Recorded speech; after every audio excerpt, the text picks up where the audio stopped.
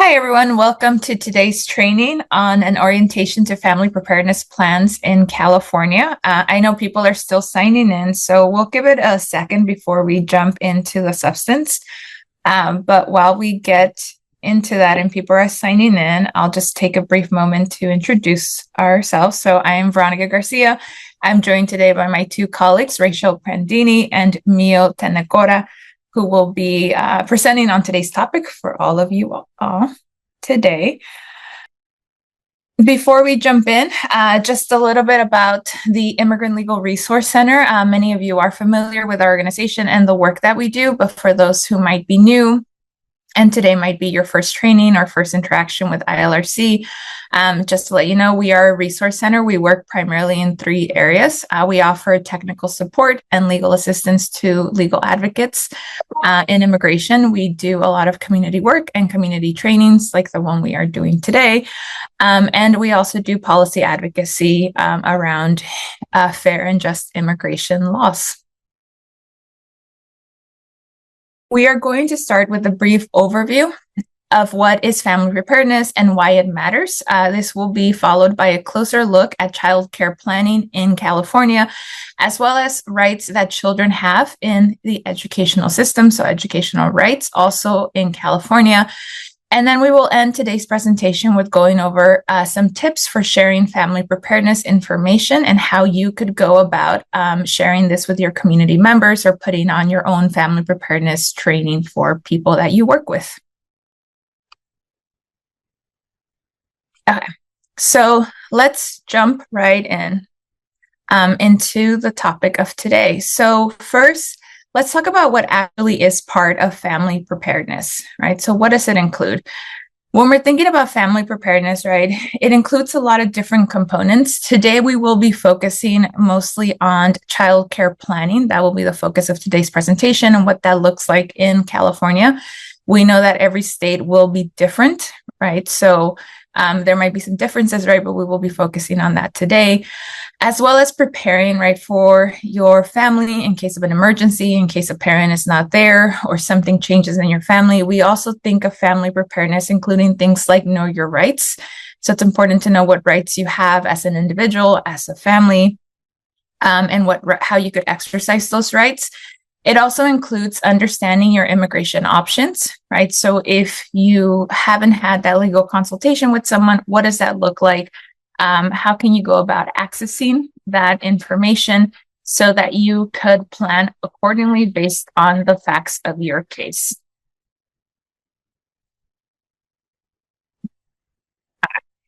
So starting off with know your rights.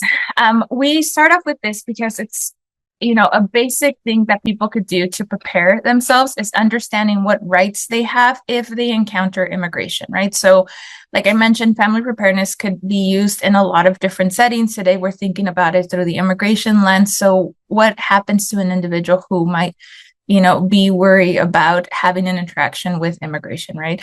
So the first step to that is understanding their rights. It's important to remind people that everybody in the United States, regardless of status, has immigration rights or has rights given to us by our Constitution.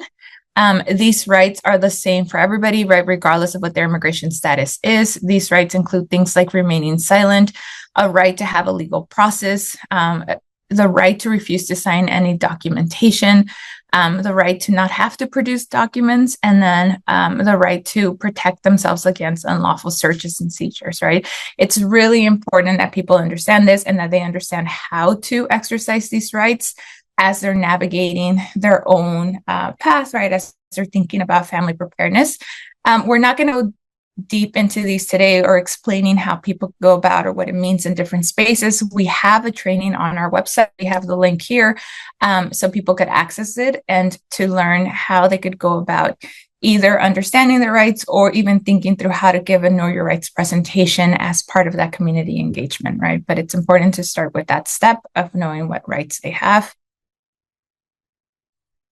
The other part is understanding their immigration options, right? Or your immigration options, right? So you know your rights, you know your options. And this is important because this could also help in thinking through what kind of plan you will create for your family in the future. Understanding your immigration options will come through a legal consultation. I like to tell community members that we should treat legal consultations like we treat the doctor, right? We go to the doctor every year, we get that checkup. We should do the same with our a legal consultation, because things might change, right? Right now, we're having a rapid immigration policy changes and announcements. So it's important to go and have that connection and encourage people to do the same. This will allow them to understand their particular situation or your particular situation, right? Every case is unique. Definitely do not go with what your neighbor tells you, right? Or what your friend told you or how your friend acts as status. It's really important to understand your unique case and have that conversation. It would be a good way to identify short-term and long-term legal options. This will go with your planning, right? Is there a possibility to get some sort of protection or status now? And how long will that status or protection be given to you versus a longer term legal option, right? That you could take into consideration when you're thinking through your family plan. It will also help you understand risks and benefits of each option, right? Things right now are changing rapidly. So it's really important you make that connection, you get screened, and you have that conversation with your legal service provider throughout the whole process to see how things might change and impact you. This will allow people to make an informed decision for themselves and for their family, and help start creating that action plan, right? Because information is power, and we want people to make the decision that is best for their case. Unfortunately, we do hear about a lot of fraud in the immigration field. So it's really important to remind people that only attorneys and DOJ accredited representatives can actually represent someone in their immigration case and could give them an actual legal advice in their case. So it's important that people go and connect with an immigration attorney or a DOJ accredited rep that works for an accredited organization. If they do not know of someone, a good place to start is the National Legal Service Directory. There you could put in your zip code, and it will give you an organization in your area and will tell you what area of immigration they practice in, right? Because not everybody does everything. So if someone needs removal defense, you would want to look for someone who does that type of case in immigration court versus if you're trying to file a family-based petition, right? So it's a great place to look and get started. Great reminder that people could go and get a second opinion. They just don't have to go with the first thing they hear. So that's always an option for individuals so that they know they're getting the best information possible.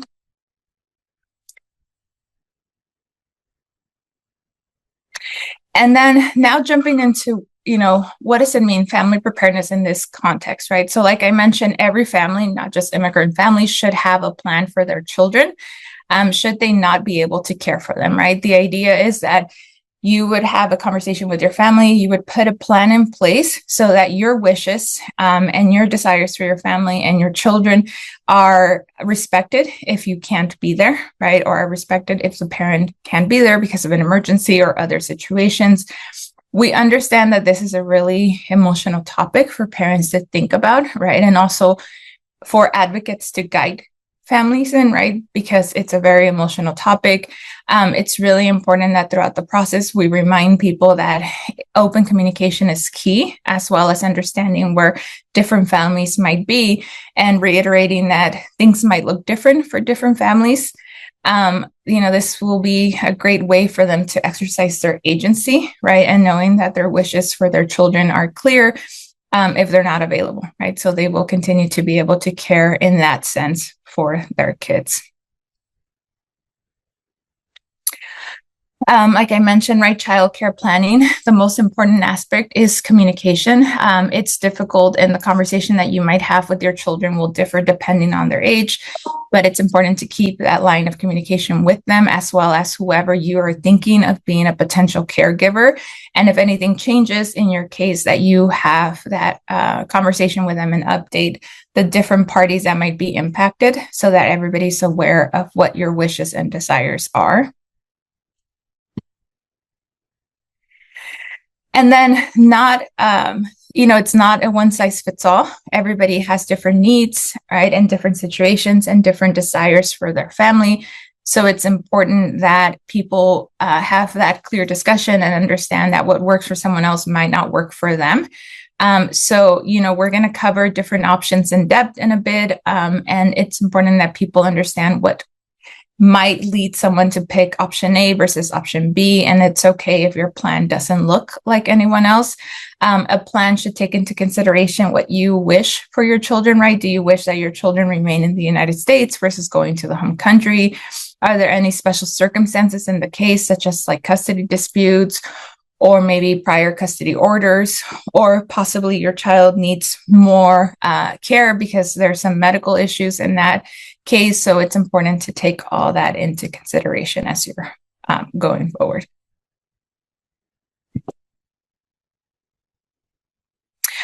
Okay, so as we take a closer look at some of the options for child care planning in California, let's consider the case of Sylvia and Jorge, and we'll come back to this throughout this presentation as we're thinking through the different plans that someone could put in place, and thinking through what matters or what you should consider when you're thinking through planning. So let's look at Sylvia and Jorge. Sylvia and Jorge live in San Bernardino and have 3 children: Ana, 17, who's undocumented; Maria, 12, who's a U.S. citizen; and Fernando, 9, who's a U.S. citizen. Jorge has been living in the U.S. for 21 years, and Sylvia has been living in the U.S. for 16 years. Sylvia and Jorge are both undocumented. Sylvia was stopped when she was crossing the border and thinks she received an order of deportation at that time. Jorge has never had any contact with immigration officials.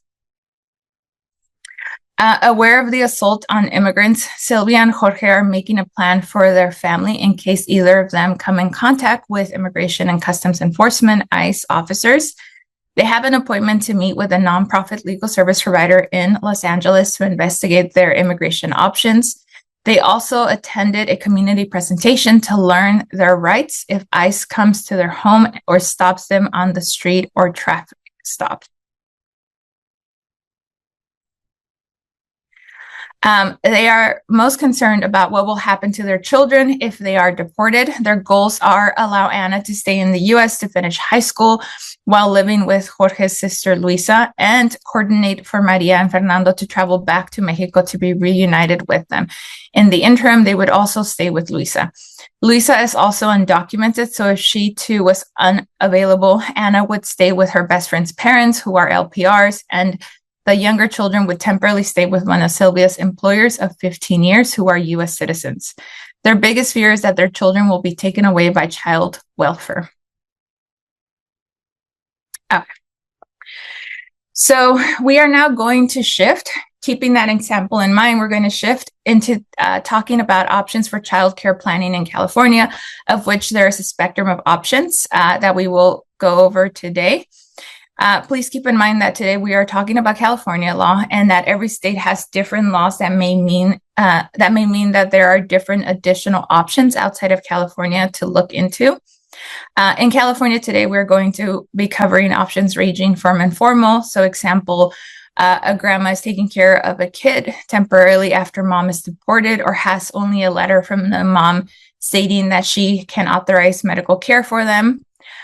To the slightly more formal, right? So for example, a family friend is temporarily housing and caring for a child whose parents have been detained by ICE and has signed a caregiver's authorization affidavit to be able to make certain school-related decisions. To the formal, right? So for example, parents are planning for their children to stay long-term in the United States with a maternal aunt if they are deported, and have prepared a form nominating her to be the guardian if necessary. So let's take a look at each of these options. So starting with the informal arrangements, we refer to informal arrangements for a caregiver, right, to care for a child without having any legal rights regarding their care and custody. And just to state it more plainly, right, it's okay for a child to live with someone other than their parents without the parent without that parent giving this person legal custody of them, right? There may be practical reasons for doing this, right? There's certain circumstances why it would make sense or be easier for a person to have an informal arrangement and not change legal custody of the child or have that authorization. So they would go with this plan. So what does it look like to make an informal arrangement for a care of one's children? This involves identifying a backup caregiver who is willing and able to care for the children if needed. Discussing the plan with this backup caregiver and the children, right? Letting them know this individual will care for you if I am not here, and having that conversation. With the backup caregivers, discussing with them what your expectations are. So if it's a short-term agreement, right, your children will stay here until the school year is over, and they agree to do that. To discussing expenses around like who will pay for what, or where can they access money if needed to care for your children. And also, right, choosing someone that you trust, right? So you might think that you don't need such a formal agreement. You trust this person. It's going to be for a short term, so this makes sense for you.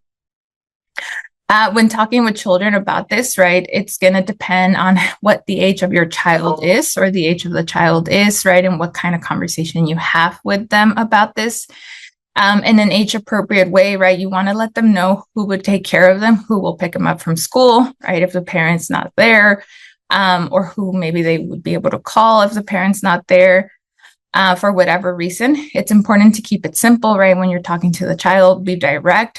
For example, letting them know that if you're not going to be there, grandma will pick you up from school and you will stay with her until you can meet with them again, right? Or you will stay with grandma for a few weeks, and then we will meet again in the next location. If they're old enough, right, you could ask them to memorize this person's phone number in case it happens in a situation where they have to contact the caregiver to get them to come and pick them up. Even though this is informal, it's important to consider putting it in writing and having it all in one location, right? Your wishes, the conversations that you had, any expenses or any special instructions, right? Child's passports, etc., so that it's easy for the caregiver to access that information and to know where exactly it is and what are the important or key things they should consider. A parent might also consider writing a letter authorizing the aunt or caregiver to consent to a child's medical care if they are not available. And checking in, with the family's medical provider in case that's needed. Make sure that all providers have this information, right? So the school, the daycare, the after school, so that they know who's authorized to pick up this person if we're thinking about an informal agreement. As we'll talk about it, right, the parent will also want to write down all the important information about their children and gather important documents so that it's all in one location and easy access. If parents take this more informal approach to childcare planning, their chosen backup caregiver will not have legal rights. So it's important to remember, right, to make all the decisions for their child. They won't have legal custody of the children. The parent maintains all the rights. However, there is nothing illegal about a child living with someone else. So you could totally do that and make that decision for yourself and your family. Even if they don't have legal custody and control of them, to do this as needed. And we'll learn about more situations that you could put into place if this doesn't work for you. So just thinking about writing it down and making it accessible or putting it in one place so that people could access the important information, even though it's informal, right?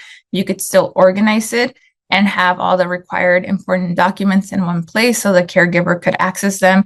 Our Family Preparedness Plan, which we recently updated, has templates that you could use. You could fill out yourself, or you could use with other community members if you're helping someone create a family preparedness plan. It has a checklist of potential important documents that you could take, that they should think about putting together, like passports, birth certificates, medical information that they could keep in one place.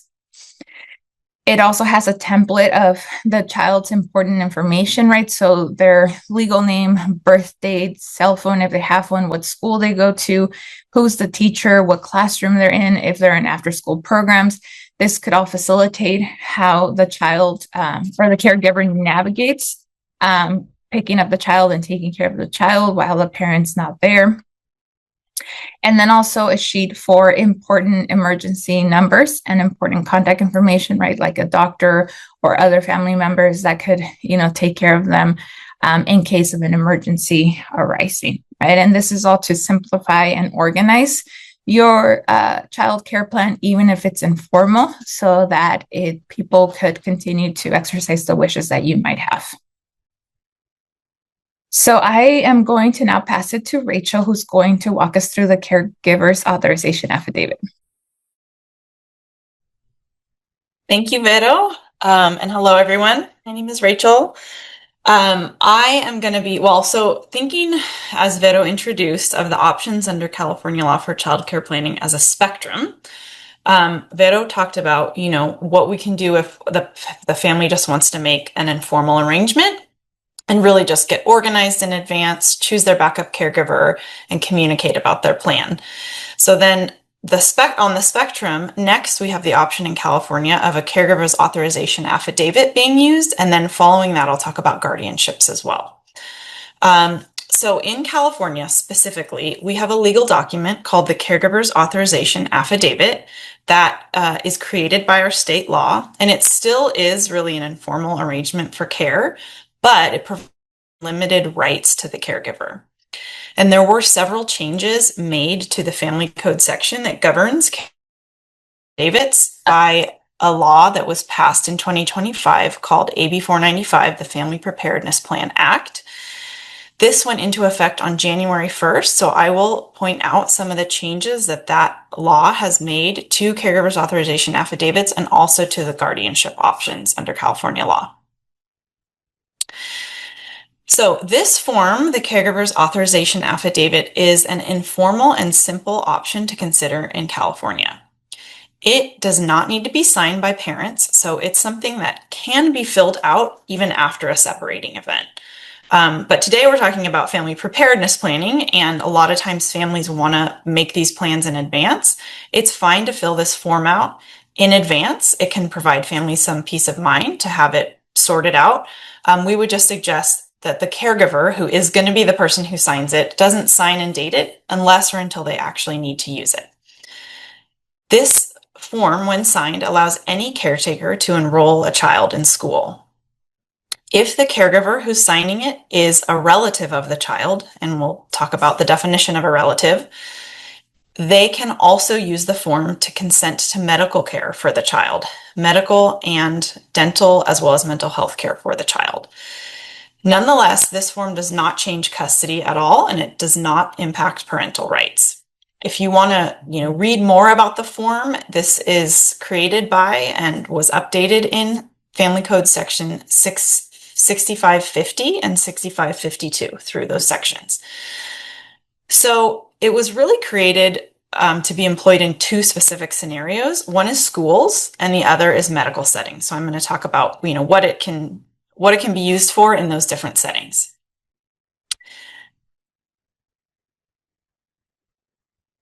So for educational settings, again, any caregiver who signs this form, who has the child living with them, can use the form to enroll a child in school. There are some limitations. This does not address preschools and daycare centers. So if the family has very young children who are in a preschool or a daycare setting, it's not required by law that the preschool or daycare center accept the form. However, there are good arguments that those settings should also accept this form. It also doesn't specifically authorize participation in school activities like sports or field trips. But again, we think there are good arguments that if a caregiver can use it to enroll a child in school, they should also be able to consent to the child's participation in school-related activities. It cannot, however, be used to consent to special education, and it cannot be used to transfer school records. That must be done by a parent or a legal guardian. Okay, so as pertains to medical decisions then, the Caregiver's Authorization Affidavit provides different authorization depending upon whether the caregiver is a relative versus a non-relative. And there's a specific definition of relative in this context. This definition is actually printed on the back of the form, so you can reference it. And it's a very legalese definition. And it's here on the screen. I will say it includes most relatives. And if you are sitting down with someone helping them prepare a family preparedness plan and you are not sure if the person that they have chosen as their backup caregiver would fit into this definition, what I have found helps is doing a Google search for who is an adult who's related by blood, adoption, or affinity within the 5th degree of kinship, And that can really help you see what relatives are covered and not. But again, most relatives will fall into this definition. So when a relative is caring for the child and they sign a caregiver's authorization affidavit, they can use that form to consent to general medical care, as well as dental and mental health care in line with the care that a legal guardian could authorize. So really, this gives them quite a bit of authority in terms of medical, dental, and mental health care for a child. If the person who signs the form is an unrelated caregiver, so a child's coach or teacher or someone from their faith community, but they're really not related to the child, the form can only be used to authorize school-related medical care. And that includes medical treatment necessary for school enrollment or participation in school-related extracurricular activities, including vaccinations, physical exams, and medical exams conducted in school. The piece about medical care necessary for participation in school-related extracurricular activities was added by AB 495. So, for example, if the young person plays on a sports team at the high school and they need a physical examination to be able to play on that team, then the unrelated caregiver could use this form to authorize that. And I failed to say, but this definition of relative was also updated slightly by AB 495. And so that is another one of the small changes that was made through the Family Preparedness Plan Act of 2025. So the Caregiver's Authorization Affidavit, again, is a form that's created and authorized by the Family Code, and it is available for free on the California Court's website. The form was updated as of January 1st, 2026 because of changes made by AB 495. And there is now an updated version on the court's website, and I believe it is on there in English and Spanish. We also have an updated version in our Family Preparedness Plan, which is available now in English and will be available next week in Spanish as well. So this is what the form looks like now. There were some changes made by AB 495, but it's still a simple one-page form. So I'll just point out some things to consider about this form. So to say it again, because we get a lot of questions about this, the parent does not need to sign this form. This is a form signed by the caregiver where they're saying under penalty of perjury that they have this minor child living with them. This form does not need to be notarized. And it now actually, thanks to AB 495, has a warning on the form to local educational agencies and healthcare service providers that says that the form does not need a seal or signature from a court, nor is it required to be notarized. And hopefully this will be helpful because there were some schools and medical providers who were saying, this needs to be notarized, but it's actually very clear in California law that it does not have to be notarized. The authorization affidavit is only in effect while the child is actually living with the caregiver. So again, there's no need to prepare it in advance, but if it gives a family some peace of mind, they could fill it out right now, stick it in the file of important documents, and then if they ever need to use it, the caregiver just pulls it out and signs and dates it. And at that point, they can give it to the school, give it to the medical provider as needed. You may note, if you can read small print, that in item 8, it asks for the California driver's license or identification card number of the caregiver. Added by AB 495 was that now you also have the option to list a government-issued consular card number here instead. And then on the back of the form also explains that if you don't have that information, you can provide another form of identification, and it indicates that a social security number or a Medi-Cal number would work here. So again, this is a pretty simple form for people to fill out, and in many scenarios, it will be a sufficient tool for the backup caregiver to use if needed. When might using the caregiver's authorization affidavit not be appropriate or sufficient? So if the family has an ongoing custody dispute that they're involved in, or even just existing custody orders, we definitely recommend that they talk with a family law attorney as part of their family preparedness planning. Also, if there's a child who has significant medical needs or significant special educational needs, and they don't have a relative who will be able to care for them, they should consider, the family might want to think about guardianship depending on the parent's plans. And if the family has young children for whom the plan would be for them to live long-term with a non-parent, again, that family might want to consider nomination of guardianship, which we'll talk about next. Okay, so let's go briefly back to the case of Sylvia and Jorge, and we're going to ask, would it make sense for Sylvia and Jorge to use a caregiver's authorization affidavit as part of their family preparedness planning? So as a reminder, their goals are for their older daughter to stay in the United States to finish high school. She's going to live with Jorge's sister, Luisa, and to coordinate for the younger children to travel back to Mexico to be reunited with the parents. However, in the interim, they would also stay with Luisa. So the caregiver's authorization affidavit could be a very helpful tool for this family in this situation. For Anna, her aunt, Luisa, fits into the definition of a relative, and so she could complete a caregiver's authorization affidavit, and she could use that to authorize both school and medical related decisions for Anna. And also, because of her age, she's going to be turning 18 relatively soon. And so in a way, this is kind of a short-term arrangement. Even if she's going to live longer term with Luisa, it's only until she's 18 that she really needs an adult who's authorized to make decisions on her behalf. So the caregiver's authorization affidavit could be very helpful here. It could also be good for the younger kids for their temporary stay with Luisa. Because she's also their relative, she could use it for school enrollment, and she could also consent generally to medical, dental, and mental health care. I do want to point out, though, that for this family, their plan long-term is for the younger kids to travel back to Mexico to be with the parents. And the caregiver's authorization affidavit will not help in any way with coordinating the travel.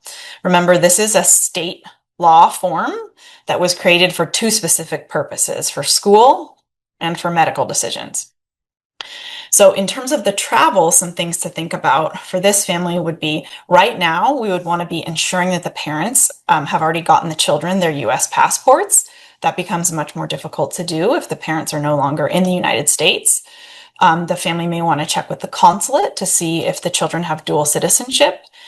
And they may want to, and this may be something that they do later, but they may want to have it on their radar, that they would want to discuss with the airlines what kind of a letter or authorization would be required for the children either to travel without an adult or to travel with an adult who's not their parent. But again, the caregiver's authorization affidavit is not going to be used in that process. Okay, and then if you can remember back to our fact pattern about Sylvia and Jorge, they also have a backup plan. This family is so on top of their family preparedness planning. I love it. So they are planning that because Luisa is also undocumented, they have a backup option of caregivers for their older daughter and their younger kids. And the question is, would the caregiver's authorization affidavit be helpful in this context as well? And yes, these other caregivers who are not related to the children could definitely use the caregiver's authorization affidavit, but just remember that it would have a more limited application. It would authorize, much less because they're not related. It could still be helpful in this situation because we're talking about more temporary needs, but depending on the facts, depending on exactly what's going on with this family and whether the kids have significant medical needs, it may or may not be sufficient in this case. Okay, so let's now talk about guardianship, which again is the most formal end of the spectrum in terms of planning, childcare planning that a family could be doing now. So what is a guardianship? Guardianships can have slightly different meaning and availability in different states. And so I do want to say that what I'm talking about today is just applicable in California.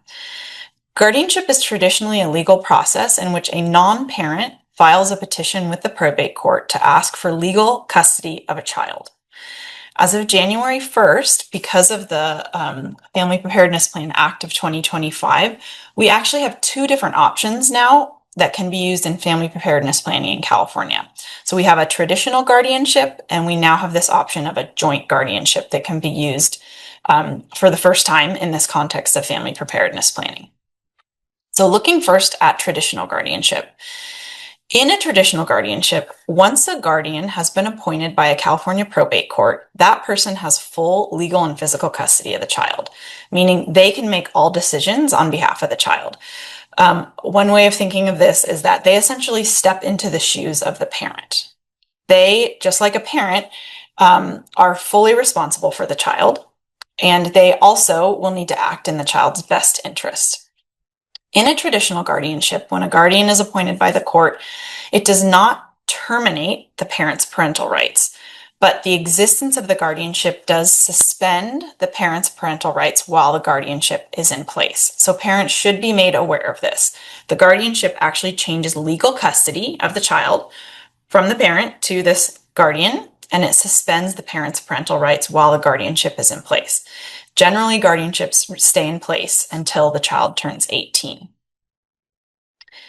In a new joint guardianship, which again was just added, this option for using a joint guardianship in the context of family preparedness planning was just added by the Family Preparedness Plan Act of 2025. So this new type of joint guardianship is available if the parent is temporarily unavailable for one of several reasons, and you can reference the probate code section that I have listed on the slide. But one of those reasons now is an immigration-related reason. In a joint guardianship, a parent and a non-parent can share custody of a child, and each one will have the ability to make decisions for the child. If a parent is not available to make decisions for the child because of an immigration-related reason, the other guardian will be able to make decisions without them as authorized by the court. So some benefits of this new joint guardianship process are, first, that if a parent files a petition to terminate the guardianship because it's no longer needed, there's a presumption in the law that termination of the guardianship is in the child's best interests. That presumption doesn't exist in a traditional guardianship. So in other words, in a traditional guardianship, once the guardianship is in place, if a parent wants to terminate it, they have to file a petition to terminate it, and then it's up to the judge to decide what is in the child's best interest. And they may not terminate the guardianship. They may say, oh, this child's been living with the guardian for years and they're doing well. And so it's really up to the judge.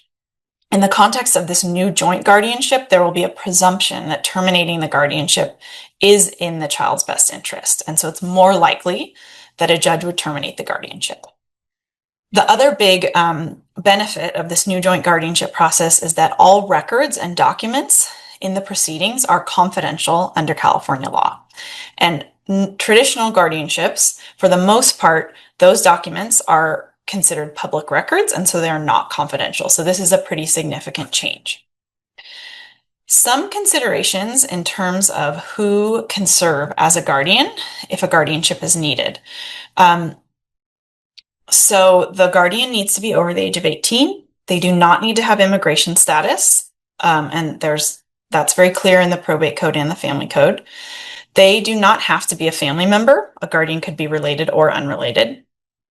They must be willing to be responsible for the child until the child's 18th birthday, because generally a guardianship will stay in place until the child's 18th birthday unless it's terminated sooner by a petition of someone in the court or for one of several other reasons. They should know that they will need to undergo an investigation by the probate court if they're related to the child, or by the Department of Children and Family Services if they are not related to the child.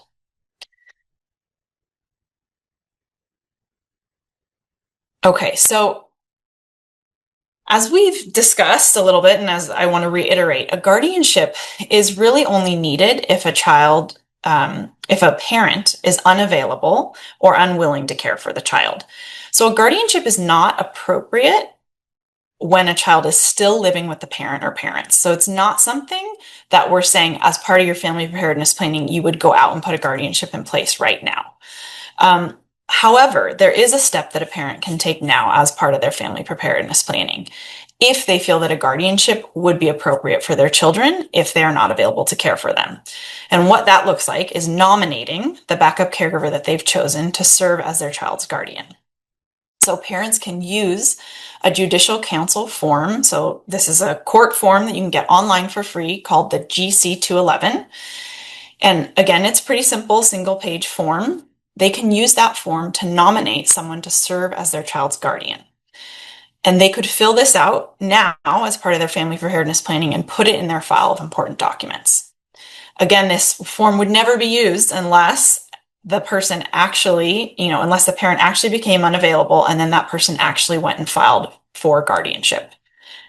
The nomination can be conditioned upon a future event. So, for example, I nominate Mio Tenacora to be the guardian of my children if I am unavailable because of detention or deportation. So I'm not saying I nominate Mio to be my children's guardian. I'm saying if this situation comes to pass in the future and because of that I'm not available, then I would nominate Mio.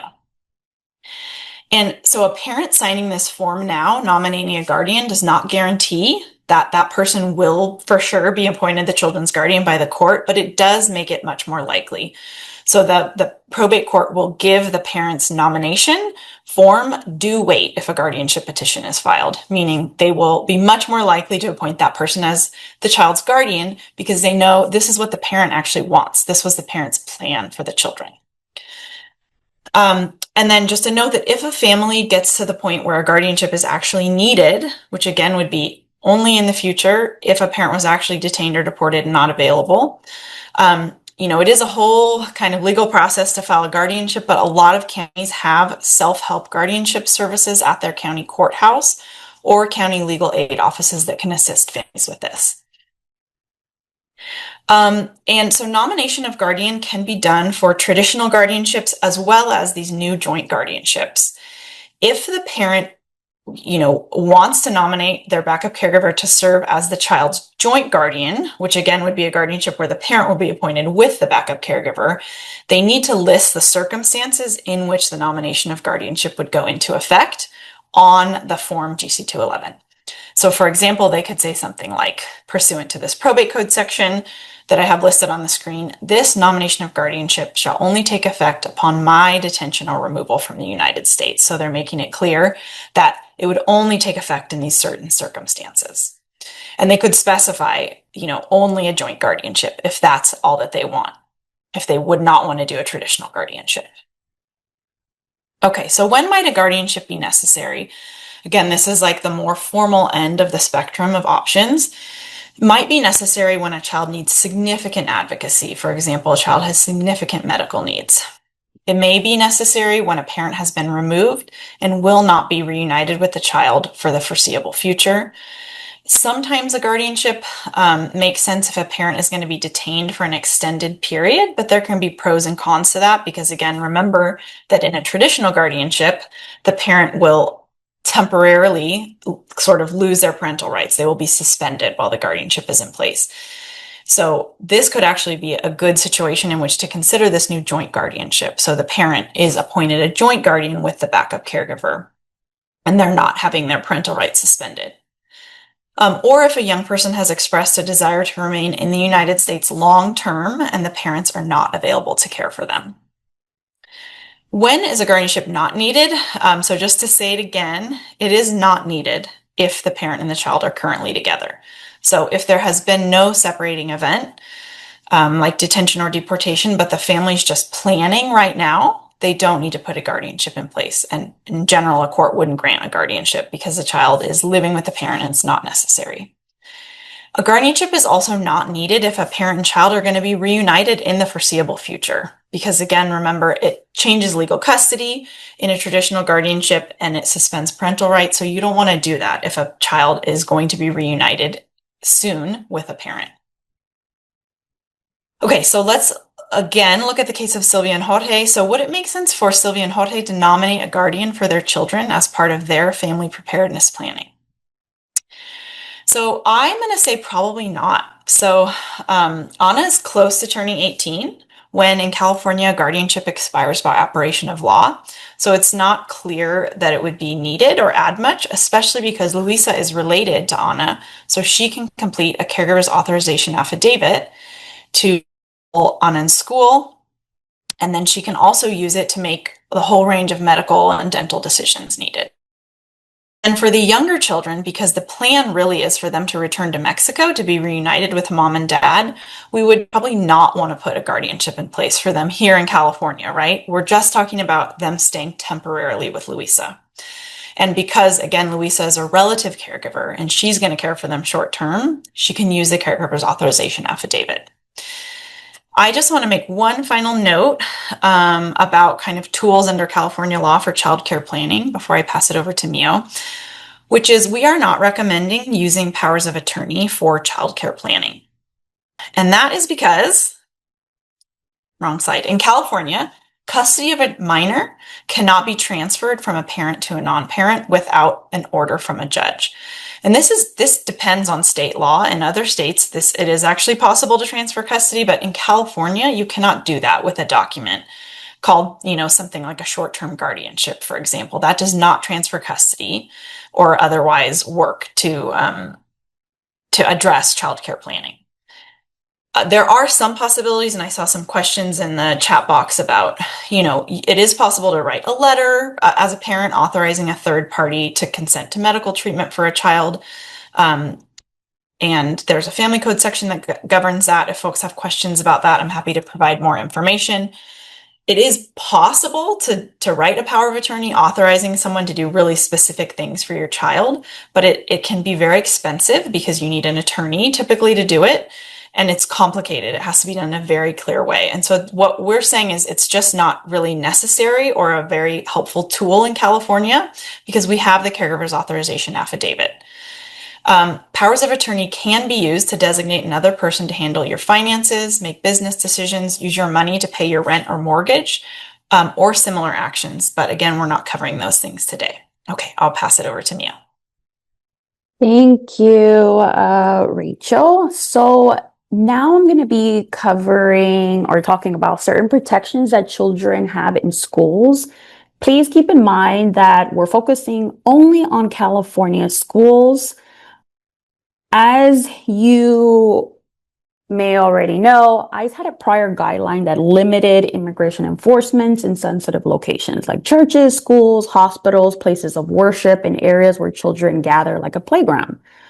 But on January 20th of 2025, the Department of Homeland Security announced that the guideline for sensitive locations was rescinded, meaning they were no longer going to follow those guidelines of limiting immigration enforcement in these sensitive locations. This does not mean that ICE will necessarily engage in enforcement actions on school campuses at all times, just means that there's no longer an internal policy against it. However, according to media reports, there have been several examples of immigration enforcement at schools. The effects of immigration raids nationwide have affected school attendance. For example, there were some raids in the Central Valley of California, which prompted a study from the Stanford University that found student absences actually rose by 22% compared to previous years in the region. This increase in school absences is extremely concerning.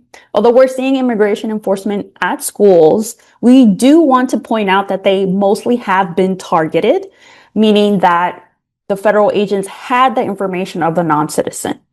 For this reason, we do still want to encourage non-citizen children to still attend school. If any non-citizen is afraid of immigration enforcement, we encourage them to consult with an immigration attorney and evaluate the risk of being arrested by federal immigration officials. And in the next slide, I'll cover generally immigration enforcement trends. So the risk of arrest depends on two factors: location and the identity of the person who might be subject to it. The level of risk is largely individualized, however. Currently, we're observing targeted arrests in immigration courts, ICE checkpoints, workplace raids, criminal or state courts, and USCIS interviews. And we're seeing more random arrests in public spaces. We're seeing collateral arrests during targeted arrests, traffic stops, checkpoints, and random raids at workplaces. I also want to mention that the degree of federal immigration enforcement, that is, the frequency and the visibility of raids, varies considerably across the country depending on the state and local laws and the political climate. For example, jurisdictions considered politically opposed to the current administration may be subject to more immigration enforcement operations than other jurisdictions. So the risk of arrest depends on two factors. As I said, the location and identity, but there are certain citizens that are at a higher risk of arrest. And these individuals are non-citizens with previous orders of removal or deportation, non-citizens with criminal history, either with pending charges or convictions, non-citizens without status, and who do not have a pending immigration relief application.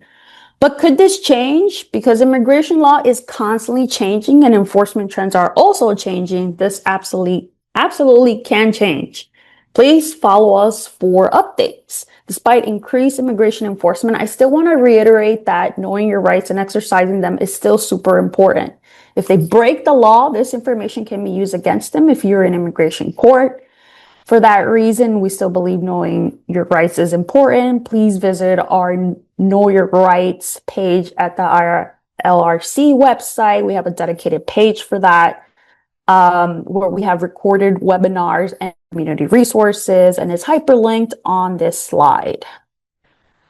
Now that we've discussed immigration enforcement trends, I want to discuss certain legal protections immigrant children have nationwide and statewide in California. Starting with the Constitution, all children in the U.S. have the right to equal access to free education, regardless of immigration status and regardless of immigration parents or guardians. Additionally, the Federal Educational Rights and Privacy Act, which I'll refer to as FERPA, is a federal law that prohibits the release of student records and personal information. This information can be disclosed only in very limited circumstances, and I'm about to cover soon. Also in California, we have laws that empower schools to welcome all students and reassure them of their educational rights. In California, all children ages 6 to 18 must be enrolled in school, and all students and staff have the right to attend safe, secure, and peaceful schools, which includes a learning environment free from discrimination, harassment, bullying, violence, and intimidation. Also in California, students have the equal opportunity to participate in any program or activity offered by the school and cannot be discriminated against. Lastly, under California law, local educational agencies are required to adopt model policies limiting assistance with immigration enforcement at public schools to ensure the safety of all California residents, regardless of immigration status. Under this same law, the Attorney General was mandated to publish model policies, which he has, and he has been updating regularly in the past, I would say, years. Definitely in the last 2 years. I will discuss the model policies more in the next few slides. As discussed before, under the Federal Educational Rights and Privacy Act, student records and personal information is private and cannot be disclosed generally without the written consent of the student's parents or guardian if the youth is under 18. However, directory information, that is basic student information, like if the student receives honors or awards and dates of attendance, can be shared without the consent of the child's parent or guardian. Under the California Education Code, the directory information cannot include citizenship status or immigration status. Also, under the California Education Code, local educational agencies have to give notice to students' parents and allow them an opportunity to refuse to release some directory information. FERPA applies to all general inquiries for school records. Also, in very limited circumstances, records can be disclosed, but only if ICE has a judicial warrant. This is very uncommon. ICE usually never has a judicial warrant. Now, the California legislature was actually extremely busy in 2025. And as part of a legislative package, many California laws were enacted to protect non-citizens, especially children and youth. I will be highlighting some of the important new changes according to these new laws. However, I want to reiterate that many of these new laws only strengthen the existing laws that we already had on the books. California already had laws that prohibit schools from collecting information or documents regarding citizenship and immigration, sharing student records, and requiring the Attorney General to develop these model policies, limiting assistance with immigration enforcement. And this was all under Education Code Section 234.7.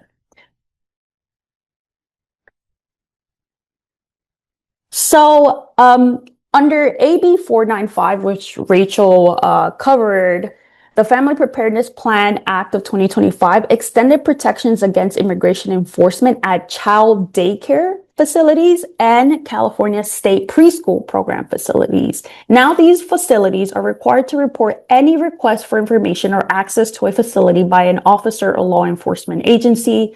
They're also required to follow a parent's instruction for childcare in case of an emergency and are prohibited from collecting information or documents regarding citizenship or immigration status of children and their family members. And also the Attorney General was required to develop guidelines and consultations with appropriate stakeholders, limiting assistance with immigration enforcement for these facilities by April 1st, 2026. And all California state preschool or other state preschool programs, facilities are required to adopt them by July 1st, 2026.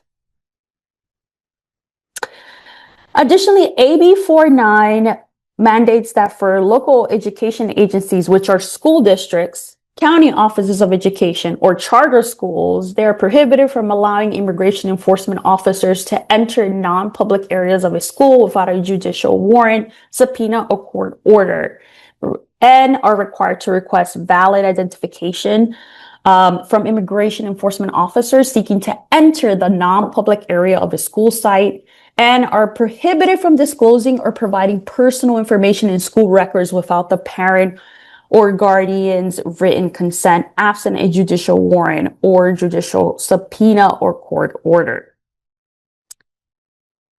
Additionally, now SB 98 requires elementary, secondary, and post-secondary education entities to create a certain notification and safety procedures, For example, K through 12 districts, county offices of education, and charter schools are required to create school safety procedures. They have to create these procedures no later than March 1st, 2026, or until the school safety plan is again reviewed by the state until January 1st, 2031. Additionally, for all education entities, including higher education entities like community colleges, they are required to notify parents, guardians, teachers, administrators, and school colleges personnel of confirmed immigration enforcement presence, prohibit access to non-public spaces of the college, and prohibit information sharing without a judicial warrant, court order, or subpoena. Here, as you can see, some of the prohibitions, as I mentioned before, for elementary and secondary schools, it's the same thing, but what SB 98 did differently, those same prohibitions to post-secondary schools.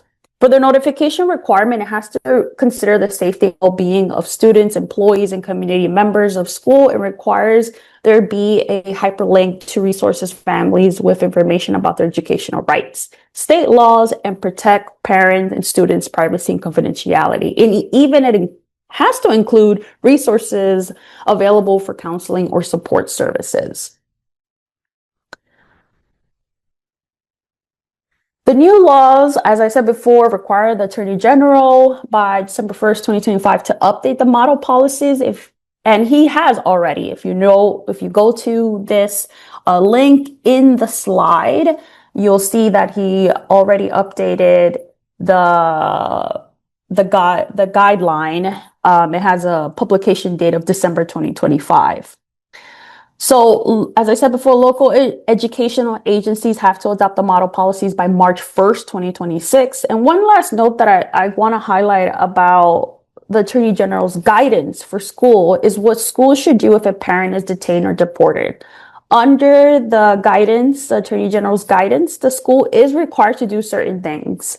For example, if the school has emergency contact information for the student, then the school is required to release the student to the person designated to the emergency contact. Alternatively, the school can also release the student to any individual that has a caregiver affidavit. And I see that we are out of time, so bear with me and I will close this out shortly.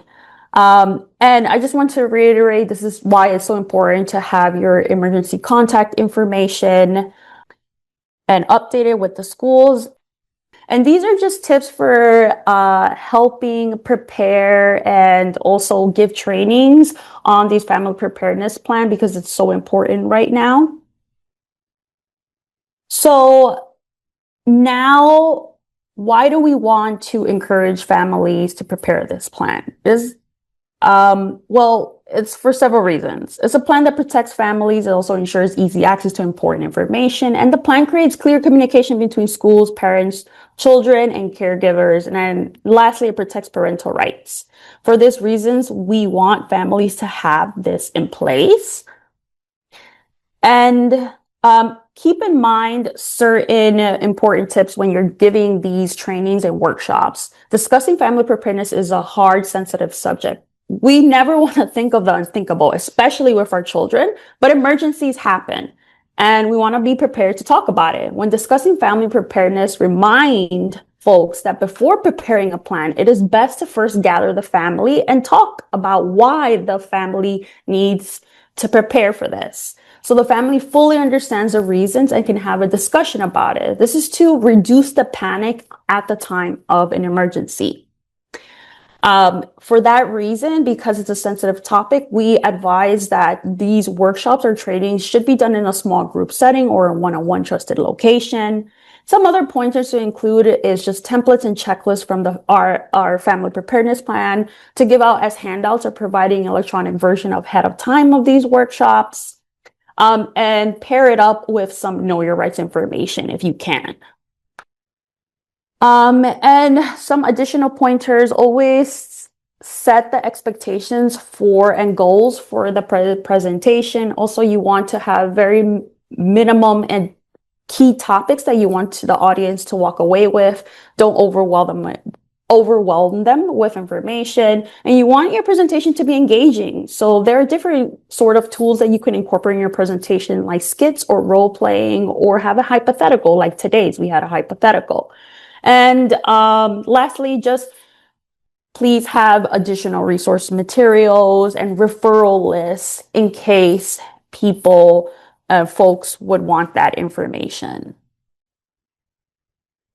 And remember, again, there's 3 components for family preparedness. It's just not the child care planning piece, but it's also the know your rights piece. And lastly, the 3rd component, which is ensuring non-citizens are investigating their immigration options to be informed of any immigration relief they might be eligible for.